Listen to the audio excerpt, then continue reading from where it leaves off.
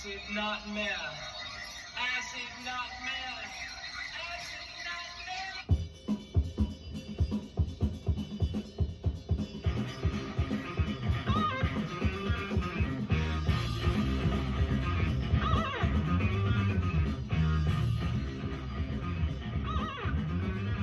What's going on, YouTube? Eric Bauer back again.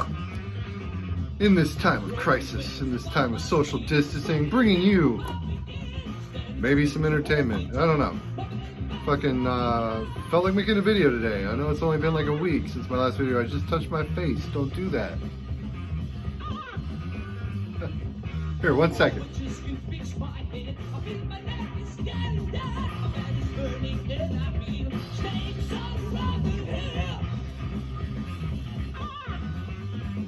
Okay, enough of that. What's that? That we're listening to.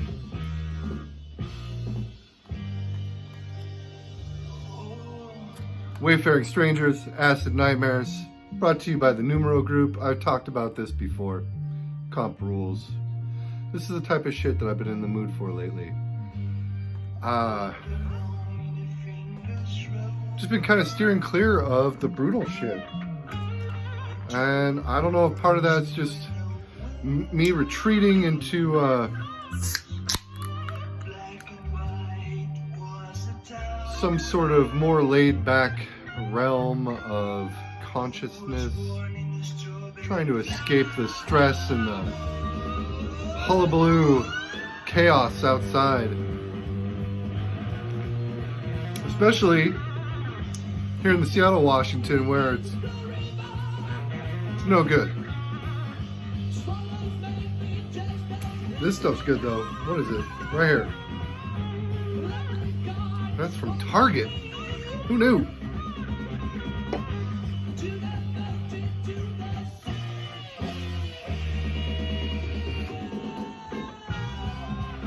Alright, so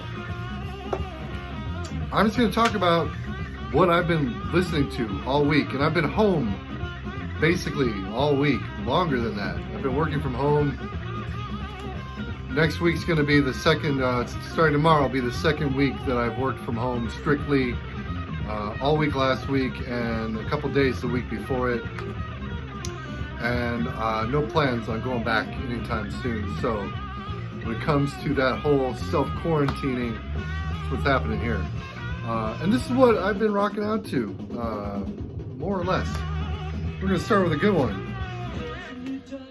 And this was a Grail of mine that I found at a local shop. Captain Beyond with their first album. It's got the lenticular 3D cover, which you probably can't see, but it's rad.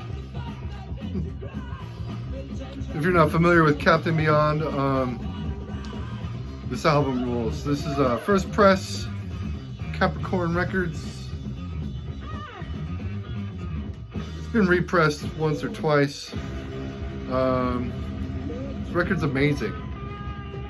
One of the best albums of its ilk, really, that you're going to come across. It's got ex-members of Deep Purple, Iron Butterfly, I want to say the Johnny Winter Group. Not Edgar Winter, the Johnny Winter Group. And it's fucking fantastic. Progressive, hard rock, proto-metal almost.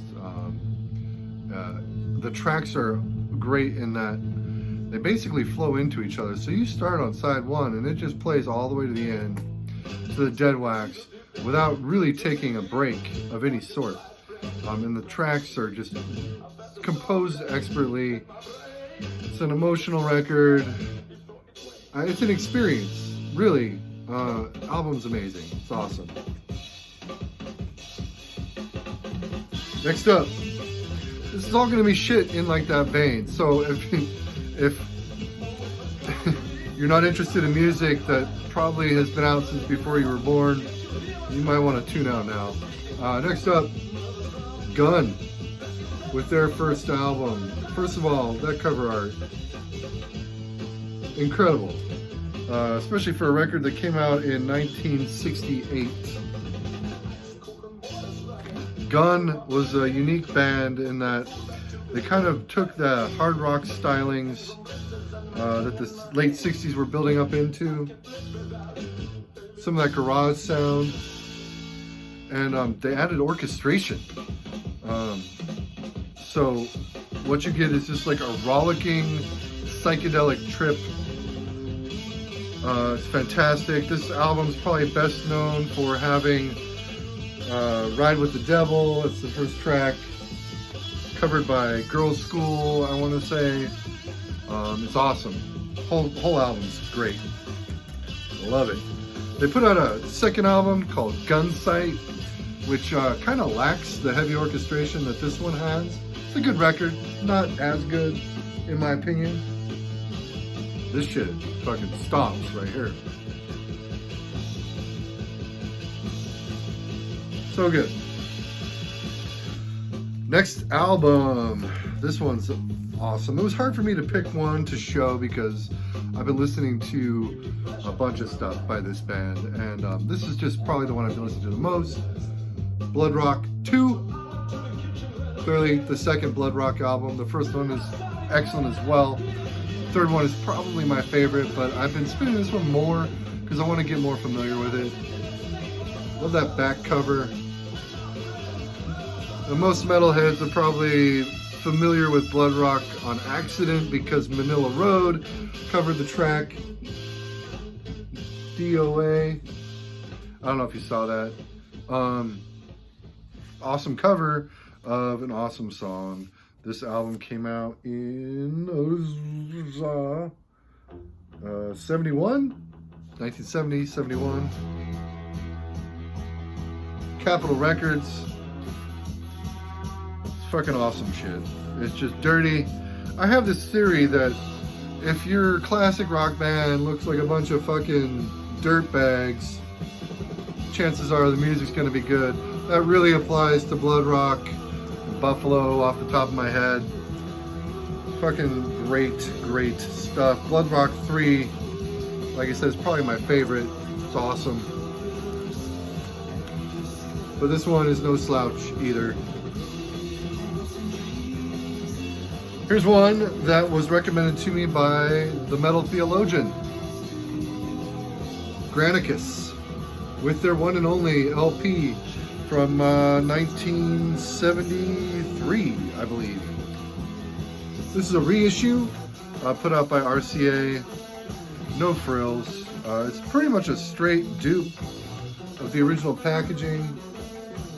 I do like the old RCA labels though, and I like that they reproduced them on this.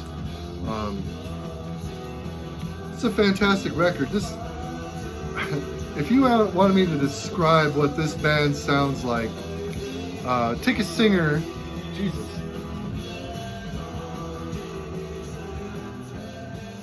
Hopefully that hasn't been drowning me out this entire time, but it's worth it.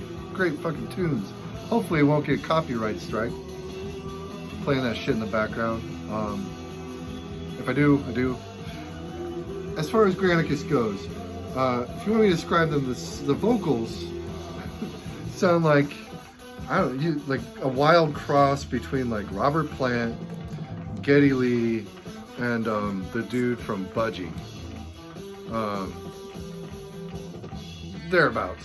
Same sort of range, with just wild guitar licks all over the place. This album rocks, start to finish. There's some slow moments, but they build up to some seriously impassioned crescendos. This is protest music for its time. This is a bunch of American First Nation dirtbags that wanted to put out something that was a statement of how fucked growing up in the 70s was. And this album is great. Fantastic. How many times am I going to say fantastic? That's something to pay attention to. Hopefully I'm not too many. I'm going to try and throw out some other adjectives. I've got more to show here. It's pretty informal. I didn't write down any notes. I just pulled out the stack from the now playing section by the record player. Old view, by the way. That's because I want to listen to a CD, not a record. Anyway. And I've been reading comics all day. And then we watched the fucking debate between Bernie and Joe, Sanders and Biden. All right, next up, not real rare. It's rare to find this in this good of condition. That is Alice Cooper's $1 Billion Babies, which is my favorite Alice album. I like Killer, and I like Easy Action, but this album is just, it's so, dare I say, cinematic, thematic. It's another Journey album. Love that band photo. Fucking great. That's the inner. Really good shape, this one. Put out by Warner Brothers. You can see there's somebody's name on there. They liked this record enough to sign it themselves. At any rate, it's $1 Billion Babies, which I want to say is probably the first Alice Cooper I ever heard, because I was a fan of The Muppet Show, and Sick Things, which is on here, was a song he played on The Muppet Show.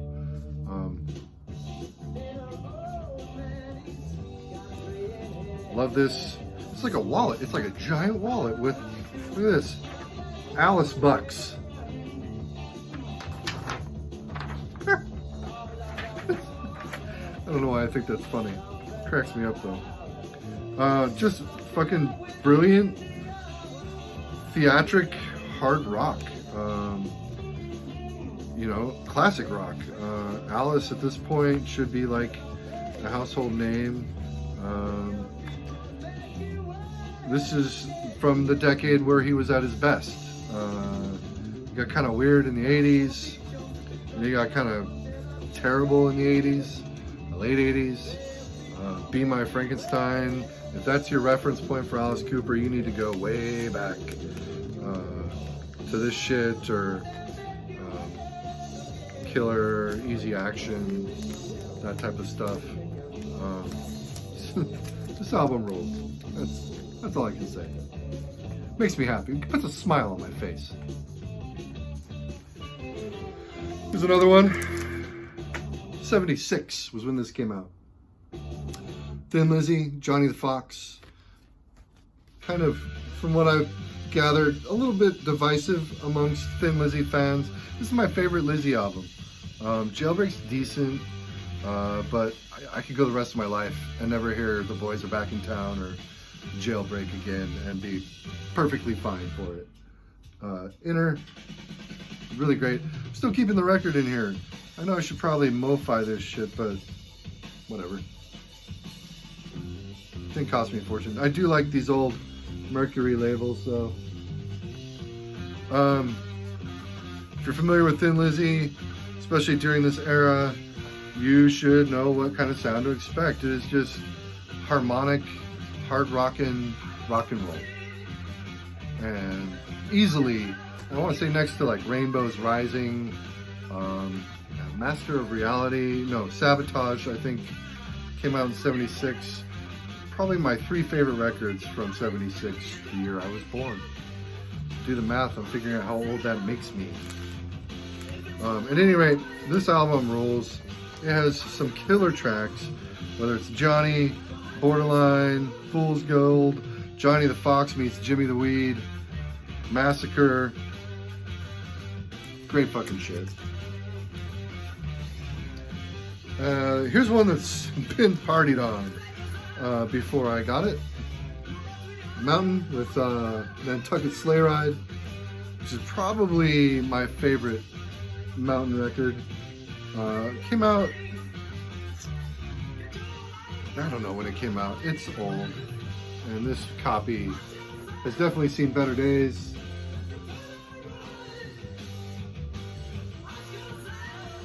This album's great. It's not something I generally listen to front to back. I'll usually just play it, like pick a side and play it.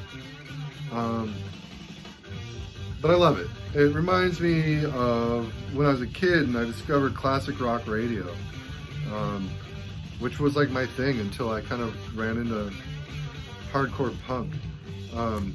This album's great though, like as far as the composition, the tracks.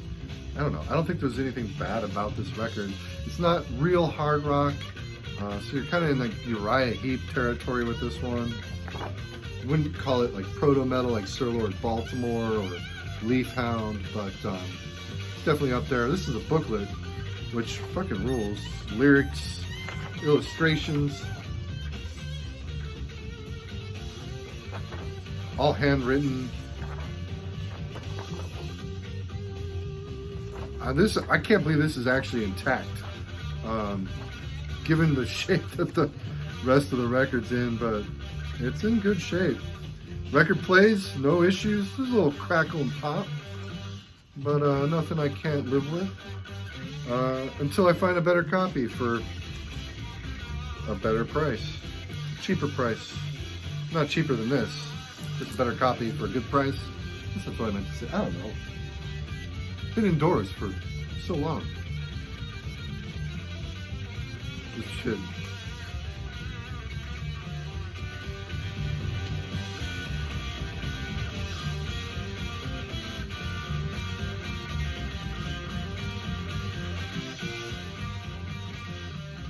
Every song on this CD is about drugs. I want to say, with what I'm showing, a lot of this stuff is about drugs too. So here's what's next. Here's what's next. Vanilla Fudge with their first album from 1968. 68 or 67. It's one of the oldest records in my collection. This is an original. It's another one that's been kind of partied on a little bit. Whole top is seam split. When you look at it from the inside, you see all of that shit.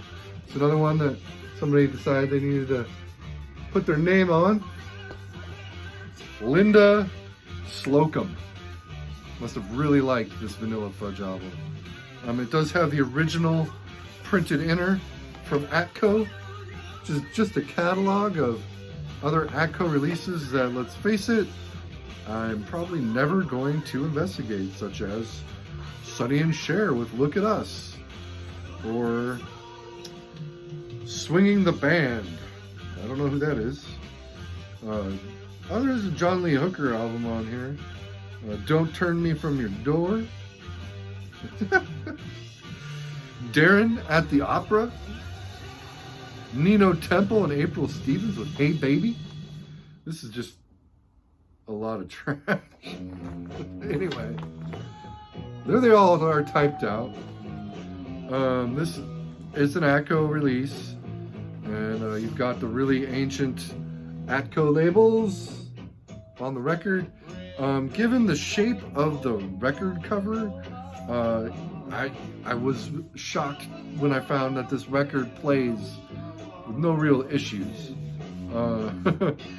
And it's great. It's Vanilla Fudge. If you're not familiar with Vanilla Fudge, and you have any interest in the birth of heavy music, you gotta listen to this.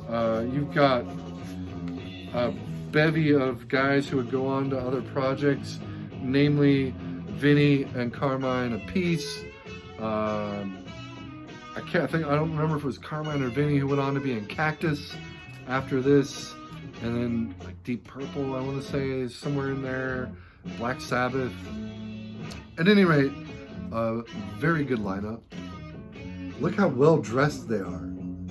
That's like the norm back in like the late 60s. You look at like pictures of that ZZ Top band moving sidewalks before they were ZZ Top, and they were all dressed in snazzy little suits. Cracks me up. So this kind of breaks my rule about musicians looking like dirtbags, but the sound on this is just, it's hugely distorted. It's mostly cover tracks too, like Ticket to Ride, She's Not There, You Keep Me Hanging On. But the way they do these tracks is just like so contrary to how they were originally recorded. Huge fuzz, slowed down, tempo is just like crawling for some of these songs. Fucking great, super important record. I dig that cover art. I don't know why. Fucking good shit. Anyway, moving on. I got 2 more left here to talk about. This is another one that was a Grail. Blue Cheer with Vincibus Eruptum. It's another original. This came out in '68. It's the same year they put out Outside Inside. It's an original on Philips. You got the textured cover with some spot gloss on there that is still detectable. Kind of kooky. You got the original Philips label, which again, I love those old fucking record labels, man. This album, people contend to be the first heavy metal record. I think it was described as heavy metal by Rolling Stone at the time. It's not metal. It's proto hard rock. But it's on that verge of where like garage and the rock and roll of the time was experimenting with doing new things. So this, like Vanilla Fudge, has some cover tracks on here like Summertime Blues. But again, they slow it down. They dial up the distortion and the fuzz, and they just turn it into these monstrous hymns. Very, very, very good album. And that's another one, if you're interested at all in the evolution of heavy music, it's essential. It's fucking phenomenal. So good.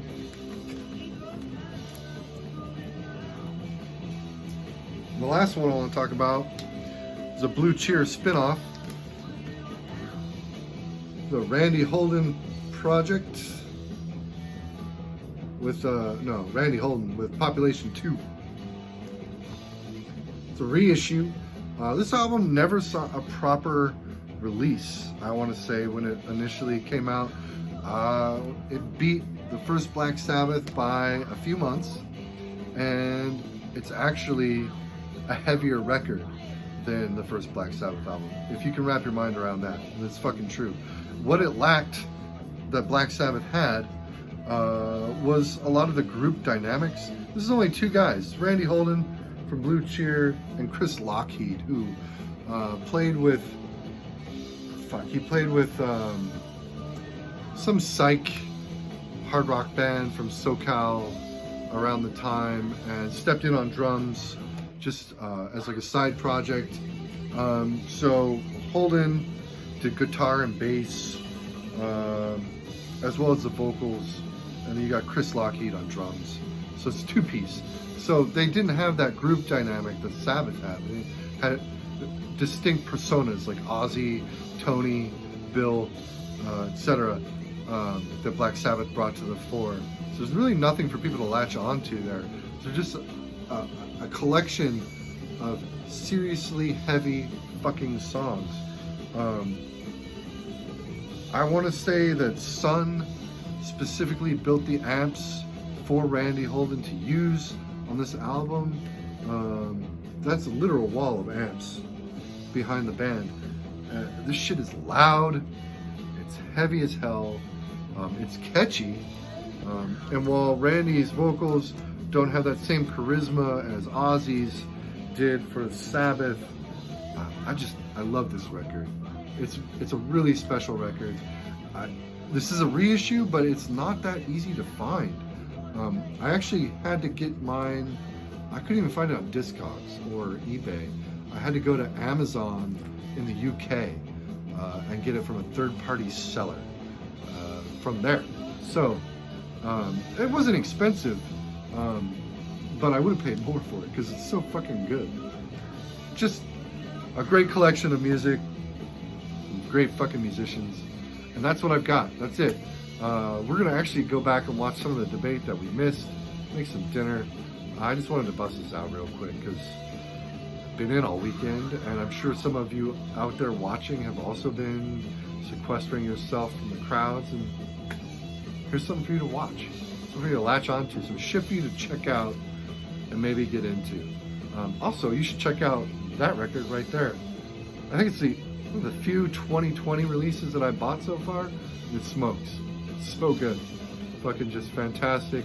UK82 Oi Motorhead driven street punk. It's awesome. That's great too, right there. Reality Crisis, Japanese noise at its finest.